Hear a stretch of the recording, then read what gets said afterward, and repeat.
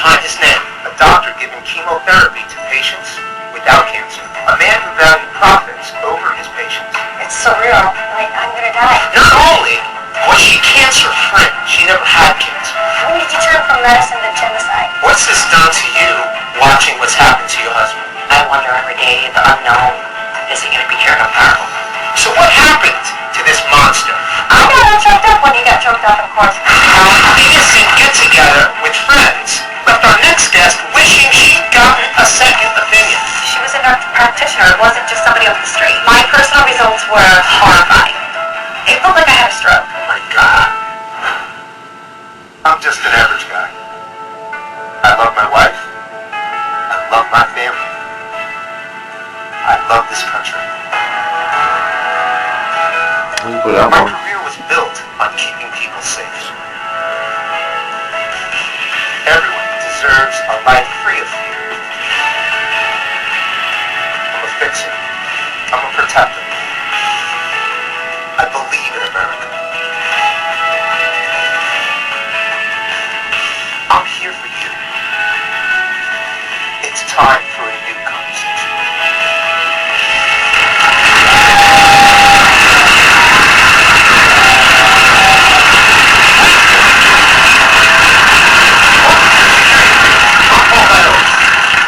Imagine getting the horrifying news that you have a deadly cancer, and saving your life means starting an aggressive chemotherapy treatment immediately. Would you do it?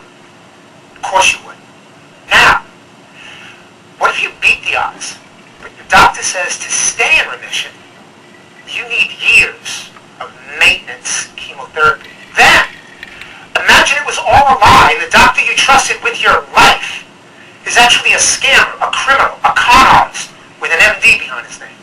What you're about to hear is a tale of evil doing so unbelievable that it's making headlines all over the country.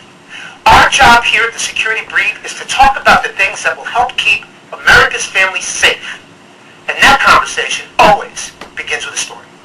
This is breaking news from the 7 Action Newsroom. We begin with that breaking news. Dr. Fata pleading guilty to a long list of charges. It's a story of unthinkable evil.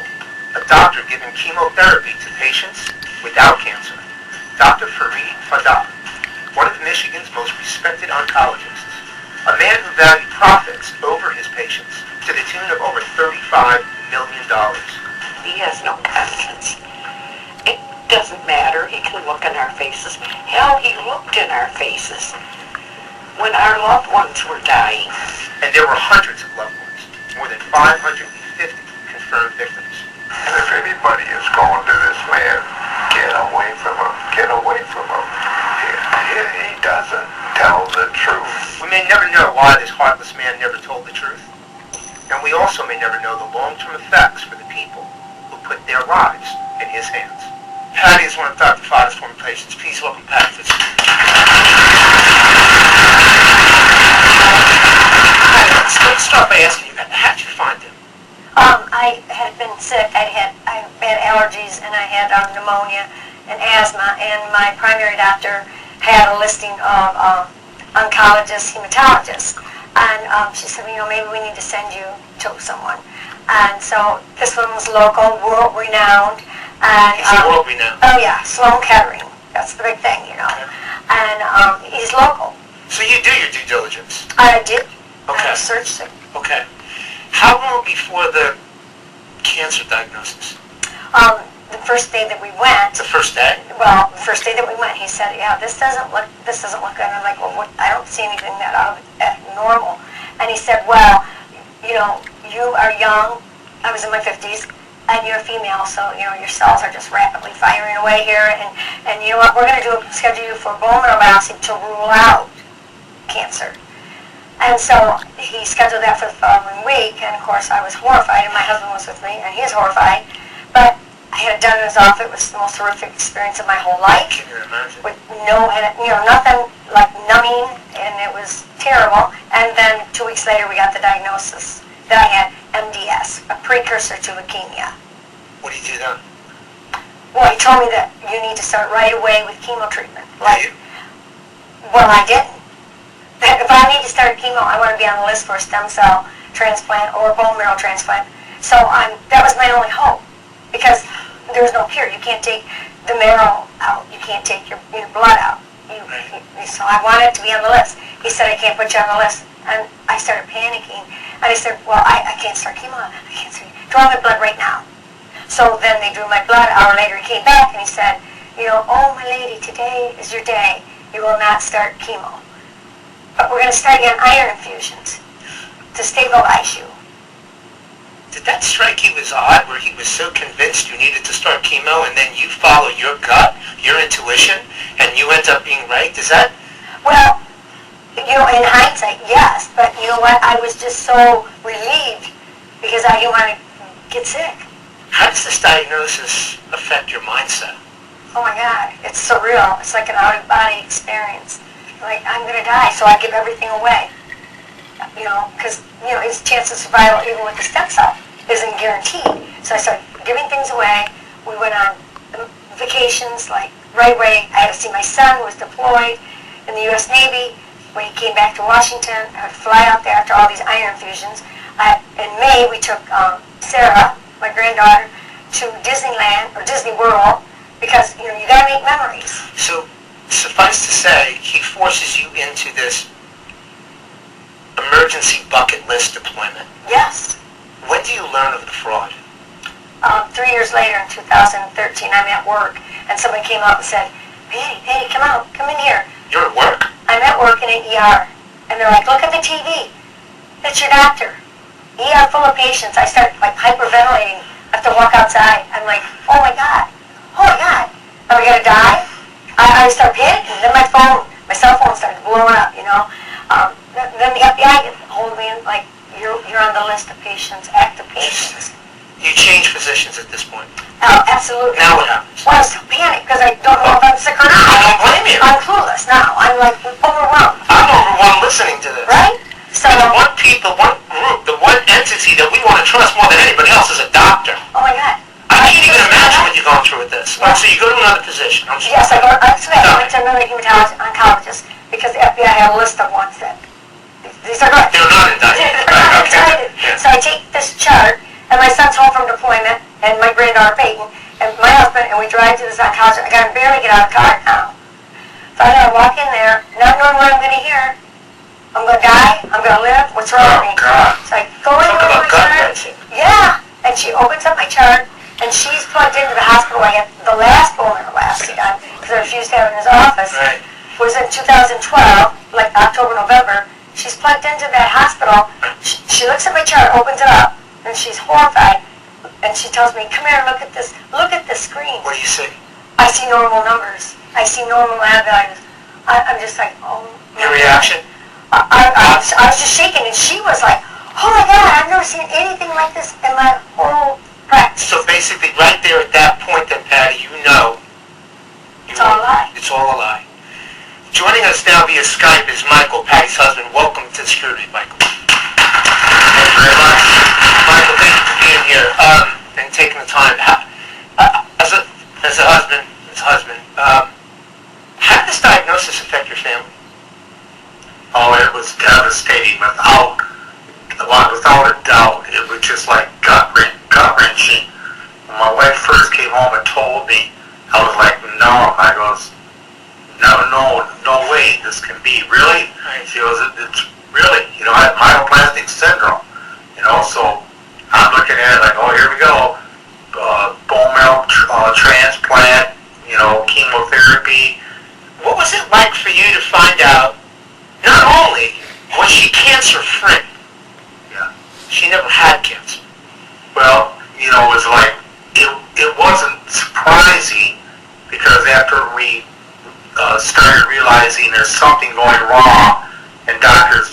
Fata's medical group, it was relief too that she didn't have myoplastic syndrome. But now I'm glad it's all over, the court cases and everything. The house is still overwhelmed with reporters and everything, but that's a good thing though. Well, you know what, Michael, I just want to thank you and Patty and say, by the grace of God, are you well? And that's what's important. And you both are together.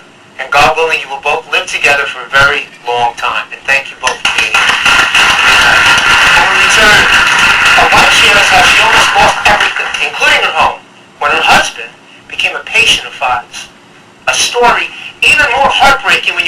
he was pumping poison into her husband's body, even when he didn't need it. Stay with me. We'll be right back.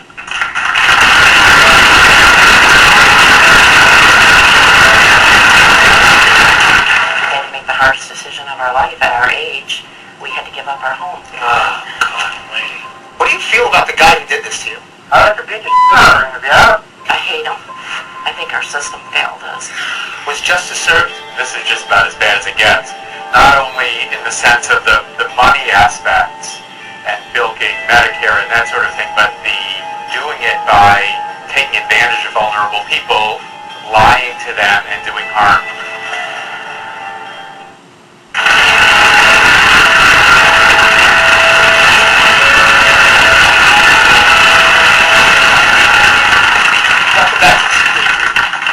We just heard one woman's story of how she was scammed by her own physician, who convinced her she had terminal cancer. But Patty is only one of the more than 500 patients whose lives were ruined by unnecessary chemotherapy treatments prescribed by Fata, a man they called Dr. Death.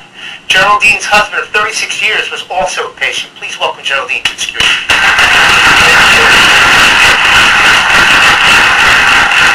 Geraldine, when did you first find out about Tim's cancer? In February of 2009, Tell me about that. he was driving his truck and he had some pain, and so we ended up going to the ER, and one of the doctors there said that they had suspected because they found some lymph nodes swollen. So our PCP recommended Fata, and we went there and seen him. What was your first impression when you met him? We loved him. He was very soft-spoken, very compassionate. He would touch you, and so we thought, God gave us the right doctor. And you know what I found interesting, learning about this incredible, horrific journey that you've been through is how he started out on one side, almost godlike to you. Yes. You thought he was God sent, Yes. and he turns out to be just the opposite. What was his treatment plan? He gave him, he had chemotherapy, which after the 6th treatment, he said that you're in remission. And so then Tim said to him that I don't need to get the last 2. And he said, oh no, you need those. Plus, he also gave him 2 years of Rotuxan, which is a poison in his body. Did this seem suspicious to you? No, because like I said, we thought he was a great doctor, and he was highly recommended. Right. And so we thought he was giving him the right stuff. And seriously, to your defense and everyone's defense who's been conned by this guy, when we go to a doctor, the last thing we're thinking, it's not even in our minds, is that what we're being told is untrue. Right, you wouldn't even question it. No. How does this treatment change your life? Financially, it was a burden because he put Tim off work 6 to 8 months. 6 to 8 months? 6 to 8 months while he was getting the treatment. And then we just started losing things one at a time. First we lost, we had toys, campers, a couple 4-wheelers, and then we had to make the hardest decision of our life at our age. We had to give up our home. Oh, God almighty. So you're walking around that house, everything you've built, all the memories, all the hard work, everything. The hardest is when you have to tell your grandchildren. Because she stays with us quite a bit. She's like, well, where's my swing set? We don't have. Where's my yard to play in? We had to move to a mobile home because you have to move quickly, so we didn't have the money to buy a new home. If we did, we would have just kept what we had. Right. So that was very devastating. All this because of what he was put through. Exactly. Right. Exactly. Joining us now on the phone is Tim, Geraldine's husband. Tim, thank you for joining us. Tim, let me ask you, sitting here talking to your wife, how's your health today? It's terrible. Describe that. In what terms? I'm in a lot of pain all the time. I'm in pain constantly from all my joints, and it's getting worse. And I'm sick all the time from all the treatments of the Rotuxan. I can't even fight out for common cold hardly anymore. Jesus, I'm so sorry. What do you feel about the guy who did this to you? We all want to know, honestly. I like to beat the out of him, to be honest with you.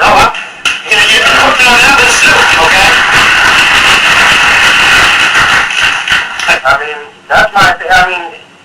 Death is not good enough for him. He's the second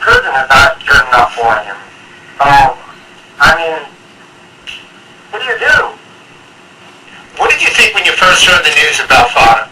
I was flabbergasted. It was hard to believe. It's hard to believe that somebody that was supposed to be that great of a physician that would use your body to pay his income. It's unthinkable. Yeah, it is. Tim, how has this affected your ability to work? Being sick all the time, they're about to the end of it. I mean, they're tired of it. They understand what's going on, but what I do, they got to have a person there all the time. So, yeah, I just, before I was sick, I used to get awards for not missing any days of work. I never missed work. Never at all. Right. And so far, now, I bet you I'm averaging 1 to 2 days a month, if not more, every year. So, You know what, Tim? I mean, I categorize this at this point. You're a man who's got exceptional work ethic, always proud, take care of your family, work hard, salt of the earth type of guy, real American, and then to get hit like this. You know what, sir? Honestly, to say I'm sorry this has happened, it doesn't even cover it. Geraldine, I got to ask you something, all right? What's this done to you watching what's happened to your husband, the man you love? I wonder every day, the unknown, is he going to be here tomorrow? But the poison in his system, I see him like last week, he actually missed 4 days, and that's just not like him. He's such a trooper, he is a fighter. He never complains, but just watching him every day. And your thoughts about the man that did this to your husband? I hate him. I don't think he got enough. I think our system failed us. I'd like to slap that smirk off his face, but it is what it is. We can't do anything. We have to move on and try to live one day at a time. Any recourse? We have a civil suit. I do this kind of stuff not for me and not for Tim. I do it because I want to see changes in the law. So it will never happen again. I don't want my grandchildren or my children to ever have to go through it. It's probably one of the hardest things in my life I've ever had to go through. But I'm hoping to see some laws changed in the state of Michigan. I know there is no solace on this one. No. Terry, if you're listening, I know there is none. But one thing that I can say is that you both still have each other. Yes. You know? And Fata clearly took Tim's health away. Yeah. But he didn't break your spirit. No. And he didn't separate the both of you. No. And you are still alive and well together. Yeah. Okay? So, by that, by the grace of God, Tim will get better. But you two still have each other, and he couldn't take that away.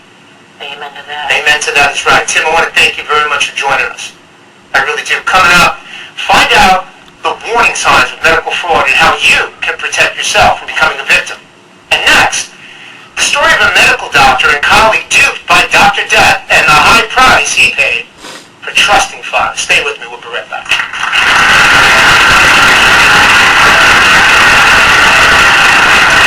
The reaction to what Fata did to your father. When I found out, I was incredulous. I saw it on the news that day, and I was grieving both my parents at the time and cleaning some things up at their house, and it was just one more horrible thing. What is a filler point? So it's basically a party where a bunch of mostly women, and you receive injectables in your forehead, in your lips, right here in the creases, to make you look younger. She was a nurse practitioner. It wasn't just somebody off the street. My personal results were horrifying. It looked like I had a stroke.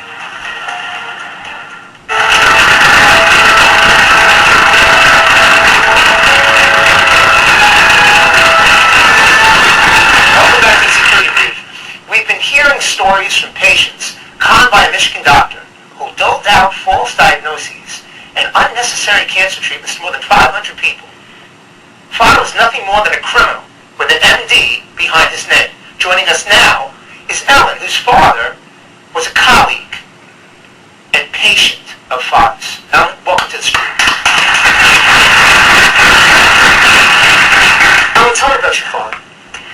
Well, my father, in many ways, was bigger than life. I loved him. He was well loved and well respected.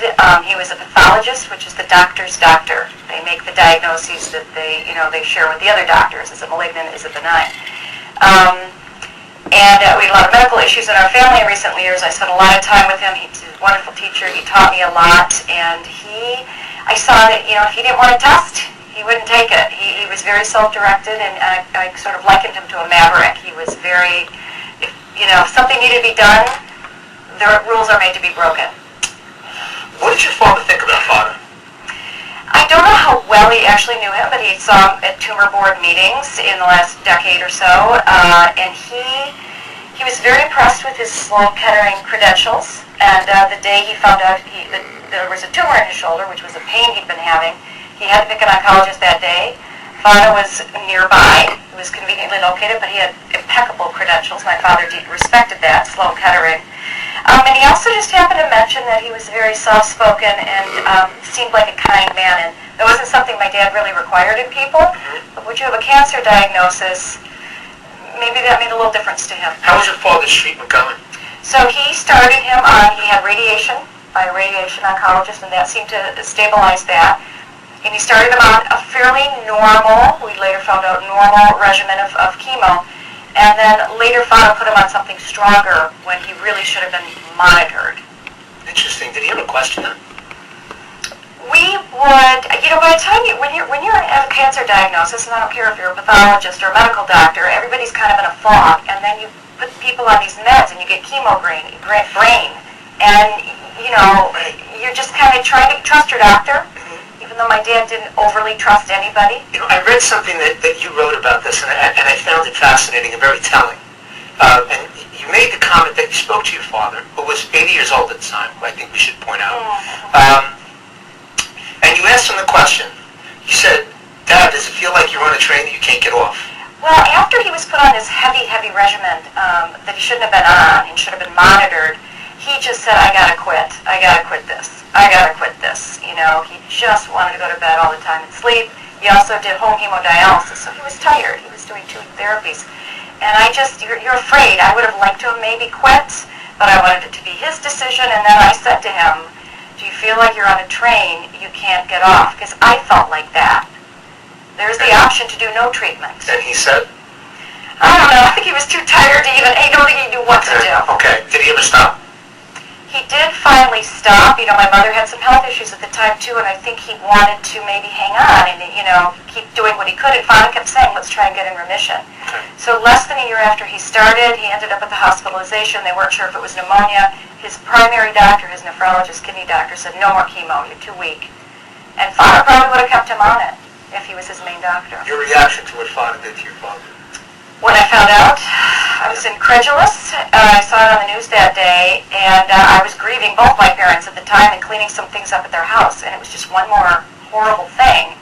But my first thought, as some others have commented, is, well, at least my dad had cancer, and maybe we weren't as affected as some of these people that my God were treated without cancer. Okay, both are horrific. Yeah. Okay, both are horrific. Yeah. Any way you look at it. Would you say that Fata's treatment of your dad caused his death? I don't know, but I do know that he lived 2.5 years with the stage 4, and what happened was he was actually feeling quite good, and from the chemo, it just knocks you down, and it's very hard to recover from that. And so his quality of life was hugely impacted. Okay. And one last point that I want to raise. As I read your dad's story, brilliant doctor, the one thing that I came away with personally is that he was robbed. That Fata robbed him of the time left to spend with your mother before she passed. Yes. And you know what? Right. Amongst this entire thing, that's to me, right. Not that everything didn't resonate, but that stuck with me. Sickening. And they died, 9 weeks apart? Yes, my dad basically said, what am I hanging on for? He probably would have, he hung on for her, really, because he just felt so lousy. But Fata also robbed me of time with my mother, Right. as well as quality time with my father. So the direct and collateral damage is It's huge. beyond discretion. Absolutely. Fata took a Hippocratic oath to first do no harm. So what happened to this monster? You're not going to believe what he's getting away with. Next. Stay with me.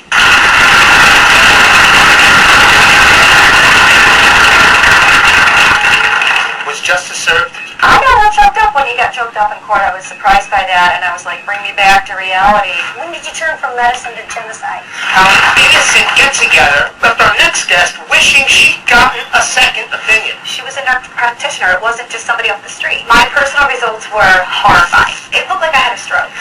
Moron of the week.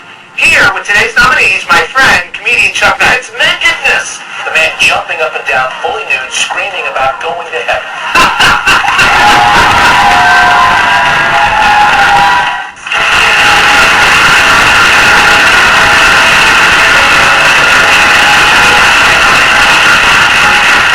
Welcome back to the Secret Group. We just heard how the actions of one doctor destroyed the lives of more than 500 people by treating them for cancer that they sometimes never had.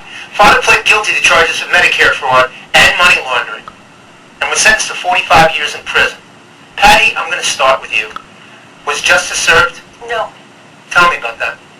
Well, I mean, when I was giving my statement in the courtroom, and I tried to look at him, and I asked him, when did you turn from medicine to genocide? Couldn't even look at me.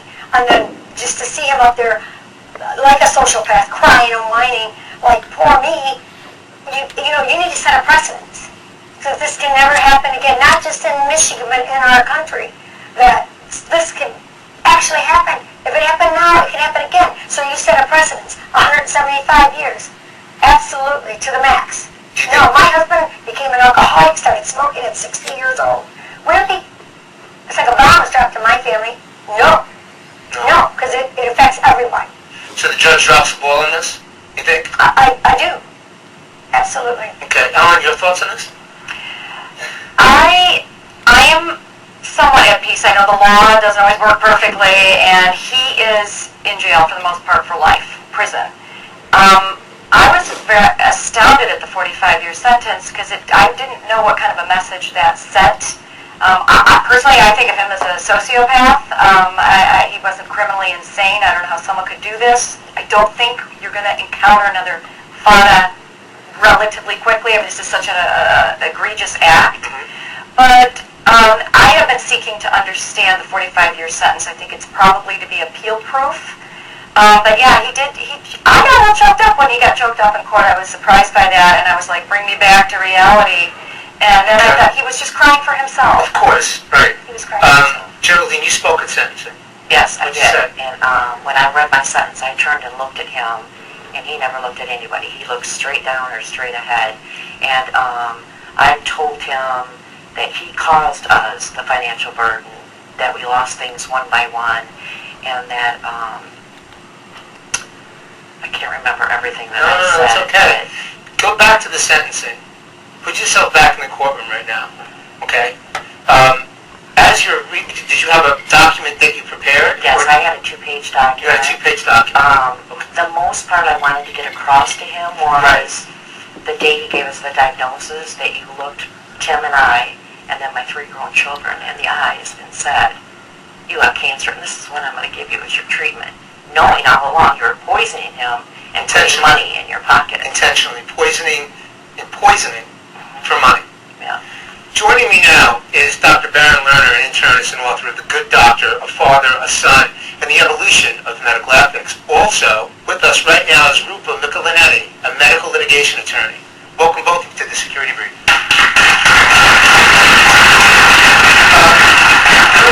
want to start with you, if I may.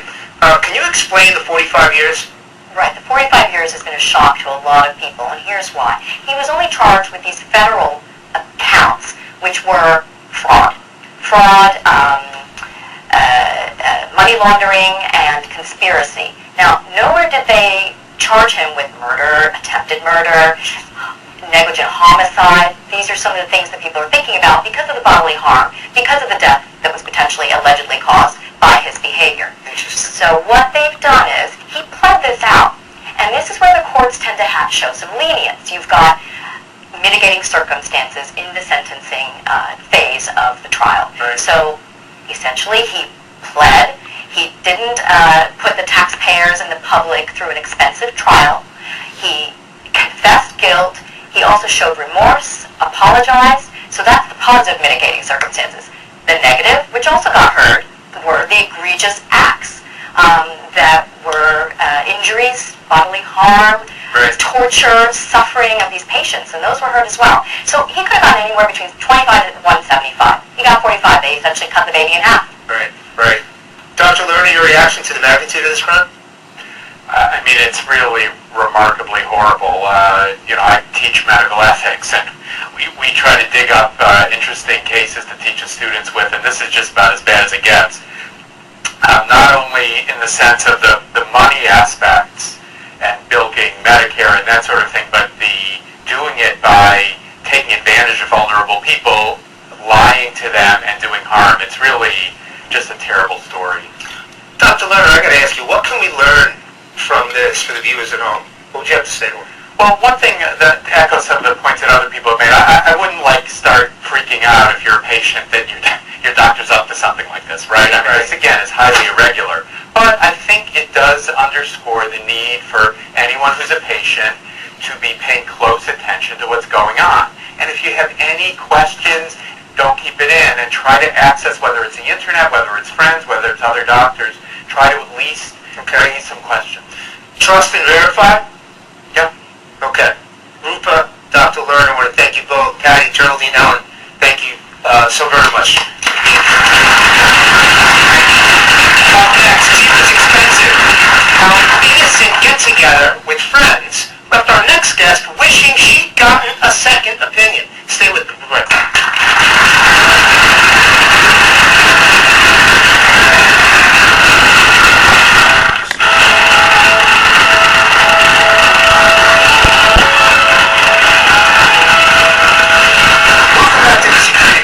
It's time for one of my favorite segments. Cheap is expensive.